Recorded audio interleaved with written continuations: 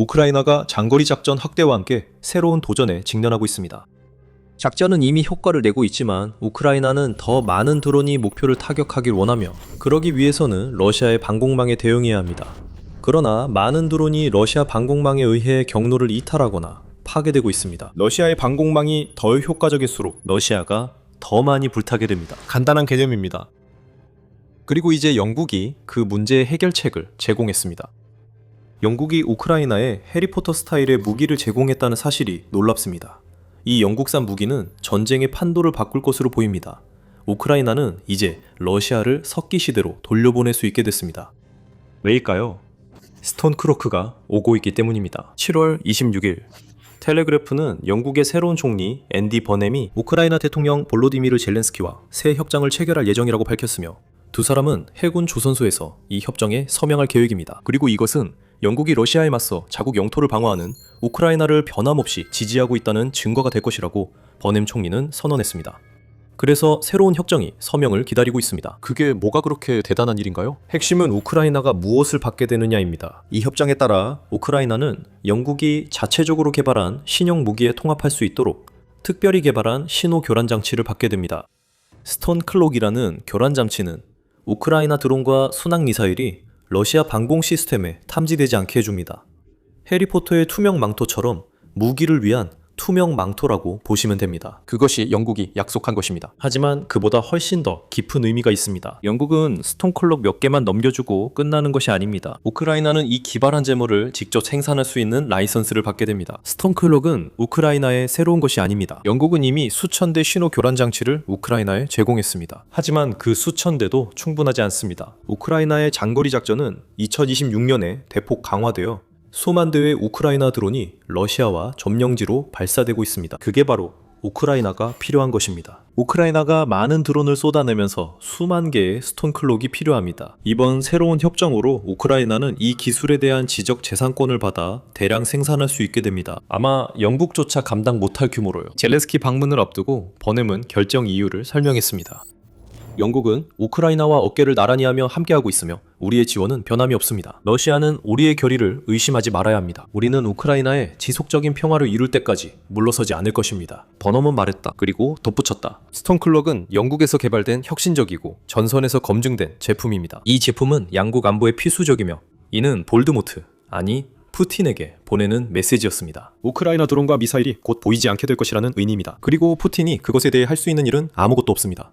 영국이 여전히 우크라이나와 함께한다는 것을 증명하고 싶어하는 만큼 이는 유럽 전역에 분열을 일으키려는 푸틴에게 큰 타격이 됩니다. 이 새 합의에는 각자의 이해관계도 반영돼 있습니다. 우크라이나는 스톤클록을 만들 수 있게 되고 그 대가로 영국은 우크라이나 전설에서 입증된 제모의 대규모 배치 데이터를 수집할 수 있게 됩니다. 영국 육군 수뇌부는 스톤클록 대규모 배치 후 성능 데이터가 수집될 것이라고 밝혔습니다. 그 정보는 영국이 차세대 미사일과 드론을 개발할 때 활용될 예정입니다. 특히 영국은 현재 버전의 제모가 어떻게 작동하는지 확인하고 싶어 하는데 이는 스톤클록을 프로젝트 브레이크스톱에 통합할 계획이기 때문입니다. 프로젝트 브레이크스톱은 곧 출시될 저비용 순항 미사일입니다. 또한 영국과 우크라이나 모두 수집된 데이터를 활용해 스톤클록을 개선할 것으로 예상됩니다. 이로 인해 러시아 방공망과의 대치 시 스톤클록의 효과가 더 커집니다. 이 새로운 계약은 우크라이나에 매우 중요하며 그 이유를 곧 설명하겠습니다. 먼저 가장 중요한 질문부터 다루겠습니다. 스톤클록이 정확히 무엇인가요? 스톤클록은 드론과 미사일에 장착 가능한 신형 신호 교란 장치입니다. 이 장치는 무기가 방공망을 뚫게 설계됐습니다. 유로에키브에 따르면 이 교란 장치들은 태블릿 컴퓨터 정도 크기로 매우 작다고 합니다. 이 장치는 우크라이나가 무기에 직접 장착할 수 있습니다. 이 장치는 우크라이나 발사체를 추적 조준하는 방공 시스템 신호를 교란해 작동합니다. 이로써 스톤클록이 방공 시스템뿐 아니라 다른 부분에도 영향을 준다는 걸 알 수 있습니다. 방공 시스템에 부착된 레이더에도 영향을 준다는 것을 알 수 있습니다. 그 외엔 추측만 있을 뿐 아는 건 거의 없습니다. 스톤클록은 무선 주파수 교란으로 발사체 탐지를 어렵게 하는 듯합니다. 공식 데이터 시트가 없어 러시아 조기 경보 추적 레이더에 무선 주파수 대역도 포함된다고 추정할 수밖에 없습니다. 우크라이나는 스톤클록 제작에 필요한 부품을 자체 조달할 수 있어야 합니다. 여기에는 반도체, 증폭기, 그리고 RF 모듈이 포함됩니다. 이 부품들은 우크라이나가 다른 무기용으로도 조달할 수 있습니다. 우크라이나는 이런 부품을 구하는데 어려움이 없을 것입니다. 그러나 우크라이나가 부품을 얼마나 구매하느냐에 따라 스톤클록 생산량이 제한될 수 있습니다.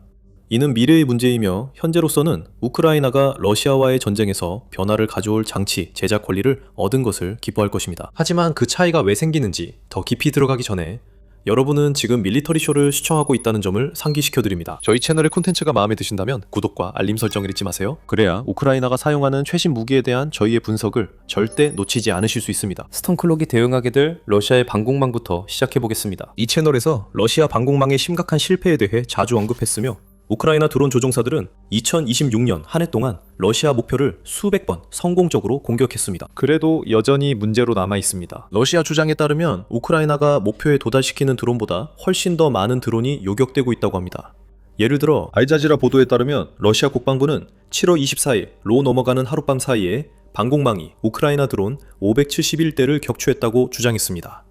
2025년 말쯤에는 영국 왕립합동군사연구소 우크라이나가 발사한 드론 중 목표에 도달하는 비율이 10% 미만이라는 연구 결과를 발표했습니다. 안년이 지난 지금도 그런 상황인지 확실하지 않습니다. 하지만 중요한 것은 우크라이나가 장거리 타격을 더 효과적으로 하길 원한다는 점입니다. 방공망을 직접 공격하는 것은 그 목표에 도움이 됩니다. 그렇게 하면 드론과 미사일을 위한 안전한 항로가 만들어지기 때문입니다. 우크라이나의 목표는 더 큰 성공입니다. 만약 600대의 드론 중 20% 혹은 30%가 목표를 명중한다면 어떻게 될까요? 그것이 바로 영국의 스톤클록 결정으로 가능해질 수 있는 일입니다. 만약 우크라이나가 이 장치를 대량 생산해서 러시아와 점령지로 발사하는 대부분 아니면 전부의 발사체에 장착할 수 있게 된다면 그렇다면 우크라이나는 강력한 전력 증강 수단을 확보하게 되는 것입니다. 우크라이나가 지금까지 수행해온 정유시설 공격 같은 것들을 생각해보세요. 그런 공격들은 이미 효과적입니다. 7월 25일 우크라이나는 국경에서 2000km 떨어진 튜멘 정유시설에 또 한 번의 공격을 가했습니다. 그 공격으로 화재가 발생했습니다. 우크라이나 드론이 방어망을 더 뚫었다면 화재는 훨씬 컸을 것입니다. 이러한 공격의 비용 측면에서도 우크라이나에는 이점이 있습니다. 드론은 장거리 공격을 저비용으로 수행할 수 있지만 목표에 도달하지 못하는 무인기대를 보내는 것은 여전히 우크라이나가 매 공격마다 수만, 많게는 수십만 달러를 허공에 쏟아붓고 있다는 의미입니다. 즉, 스톤클로크의 상황을 바꿀 수 있습니다. 이로 인해 우크라이나의 장거리 타격 전략이 달라집니다. 러시아에 미치는 영향과 관련해 이것이 스톤클로크 라이선스 계약이 중요한 두 번째 이유입니다. 이미 확장되고 매우 잘 작동하고 있는 장거리 전략이 이제는 전쟁의 여파를 이미 체감하고 있으면서도 그 전쟁이 자신들의 문 앞까지 올 것이라고는 전혀 생각하지 못했던 러시아 국민들에게 엄청난 경제적, 심리적 고통을 안겨줄 잠재력을 가지게 되었습니다. 러시아가 2022년 초 우크라이나를 침공했을 때 드론과 미사일이 러시아 영토 2000km 깊숙이 도달할 것이라는 전망은 전혀 고려 대상이 아니었습니다. 초기 침공이 실패하고 우크라이나가 서방의 미사일을 손에 넣기 시작했을 때조차도 그 미사일 사거리는 러시아 접경 지역에 대한 공격으로만 제한됐습니다. 크림반도와 흑해도 마찬가지였습니다. 2026년이 되면 상황이 크게 달라집니다. 우크라이나는 이제 장거리 타격만 가능한 게 아닙니다. 튜멘 사례처럼 우크라이나는 이제 러시아인들도 놀랄 만큼 자주 장거리 타격을 가하고 있습니다. 5월 보고서에서 유나이티드 24 미디어는 우크라이나의 심층 타격 작전이 얼마나 확대되었는지 밝혔습니다. 2024년 8월 우크라이나가 러시아 군사 목표에 드론 1000여 대를 발사했습니다. 2025년 7월에는 3000대로 늘었습니다. 2026년 3월 우크라이나는 한 달에 약 7000대의 드론을 사용하게 됐습니다. 이것은 우크라이나가 상대 영토로 발사한 발사체 수에서 러시아로 넘어서는데 충분했습니다. 러시아에서 평화로운 후방은 이제 없으며 우크라이나 드론으로부터 안전한 곳은 러시아 극동지역뿐입니다. 그곳은 우크라이나에서 너무 멀리 떨어져 있어서 푸틴이 병력을 모집할 수 있는 지역을 제공하는 것 외에는 사실상 아무런 영향력이 없습니다. 이 공격은 단순한 숫자 이상의 의미가 있습니다. 우크라이나는 러시아 경제를 마비시키려 하면서 푸틴이 시작한 전쟁이 러시아 국민 삶에 영향을 준다는 점을 계속 상기시키고 있습니다. 우크라이나 드론은 경제적으로 이미 효과를 내고 있습니다. 7월 6일자 텔레그래프 보도에 따르면 전쟁의 경제적 영향으로 2025년에 50만 명의 러시아인이 파산했으며 현재 러시아는 폭발적인 은행 위기에 직면해 있다고 전했습니다. 경제 성장도 당분간 기대하기 어렵다고 덧붙였습니다. 러시아 경제부는 2026년 국내 총생산, 즉 GDP 성장률 전망치를 1.3%에서 0.4%로 하향 조정할 수밖에 없었습니다. 2027년도 마찬가지로 GDP 성장률 전망치가 기존 2.8%에서 이제는 1.4%로 낮아졌습니다. 그리고 이 수치들은 러시아가 손질한 수치들이기 때문에 실제로는 상황이 훨씬 더 나쁠 것이라고 확신할 수 있습니다. 우크라이나의 장거리 타격이 이러한 경제 문제의 큰 원인 중 하나였습니다. 이로 인해 러시아 전역 대부분 지역에 연료 위기가 발생했고 특히 크림반도를 점령하고 있는 세력들에게 큰 고통을 안겨주었습니다. 이들은 중장거리 타격으로 점점 더 고립되고 있습니다. 우크라이나는 러시아의 아마존이라 불리는 와일드베리즈와 같이 민간 기업으로 보이는 곳도 공격하기 시작했습니다. 와일드베리즈는 러시아가 주장하는 것처럼 결코 무고하지 않습니다. 이 전자상거래 플랫폼은 드론, 부품, 군사장비까지 판매합니다. 우크라이나가 7월에 여러 차례 그랬듯 이 회사 창고를 타격하는 것은 수십억 달러 재고가 소실된다는 뜻입니다. 사업을 위해 와일드베리즈에 의존하던 기업가들에게는 입은 타격은 치명적이고 파괴적입니다. 와일드베리즈가 온라인 포털에서 군사 카테고리를 숨겼습니다.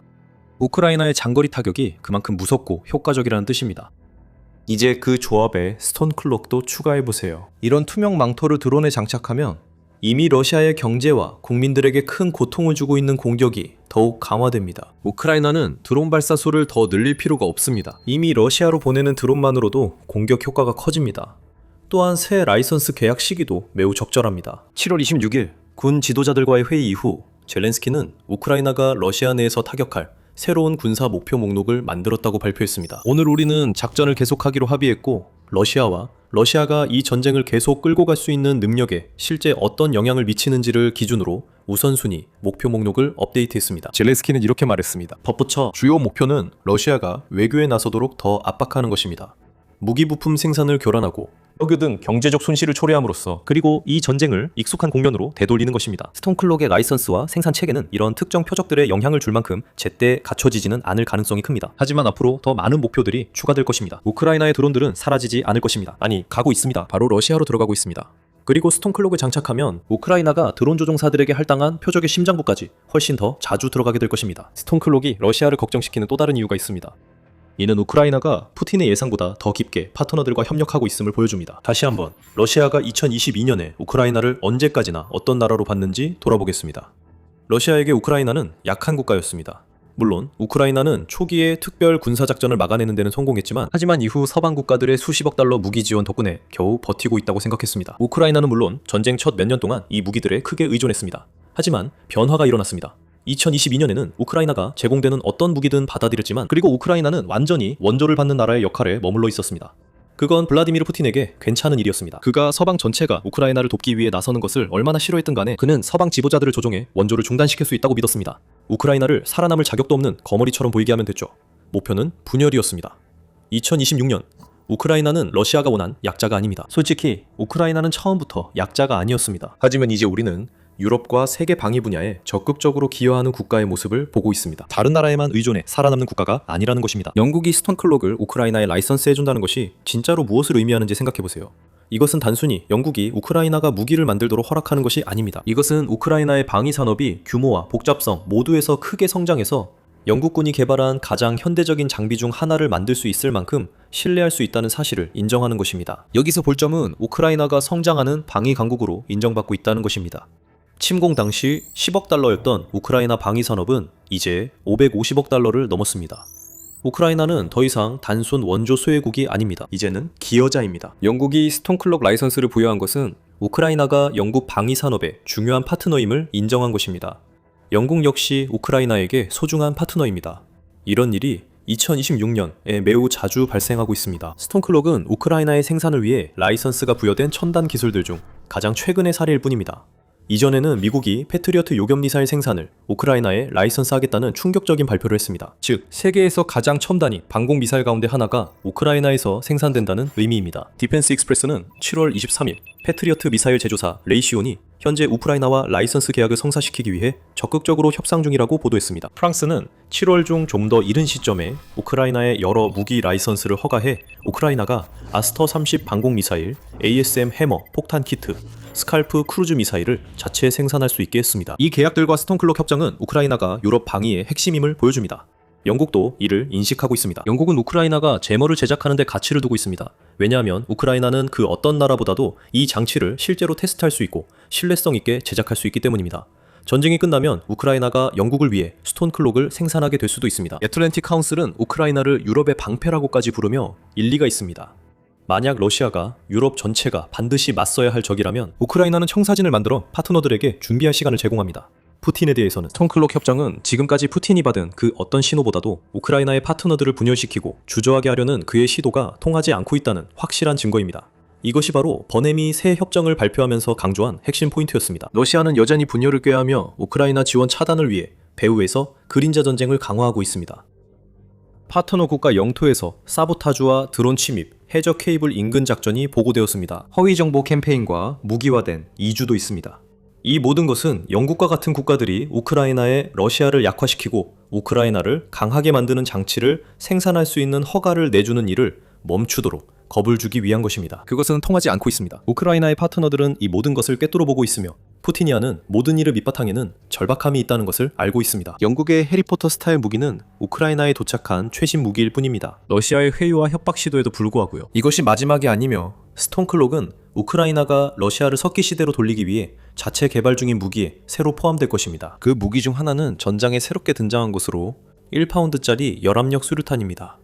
이 무기는 러시아군에게 심각한 문제를 일으키고 있습니다. 더 알고 싶으신가요? 그렇다면 저희가 RGT-45 500g 포켓형 열압력 수류탄을 자세히 다루는 영상을 확인해보세요. 이 영상을 재미있게 보셨다면 밀리터리쇼를 구독하고 알림벨을 눌러 우크라이나의 최신 무기에 대한 저희 리포트를 가장 먼저 받아보세요. 시청해주셔서 감사합니다.